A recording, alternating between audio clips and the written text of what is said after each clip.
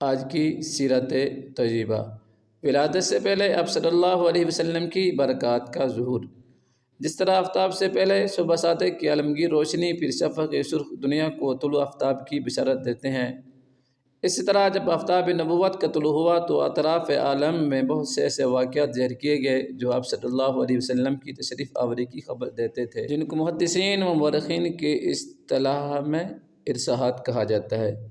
حضرت صلی اللہ علیہ وسلم کی والدہ ماجدہ کا بیان ہے کہ جب آپ صلی اللہ علیہ وسلم ان کے وطن میں بصورت عمل مستقر ہوئے تو انہیں خواب میں بشارت دی گئی کہ وہ بچہ جو تمہارے حمل میں ہے اس امت کا سردار ہے۔ جب وہ پیدا ہوں تو تم یوں دعا کرنا، ان کو ایک خدا کی پناہ میں دیتی ہوں، ان کا نام محمد صلی اللہ علیہ وسلم رکھنا۔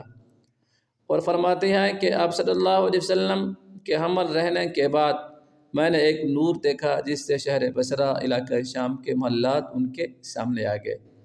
اور فرماتے ہیں کہ میں نے کسی عورت کو کوئی حمل نہیں دیکھا جو آپ صلی اللہ علیہ وسلم سے زیادہ سہل ہو۔ ان ایام حمل میں جو مطلع یا سستی وغیرہ عموماً عورتوں کو رہتی ہے وہ کچھ مجھے پیش نہیں آئی۔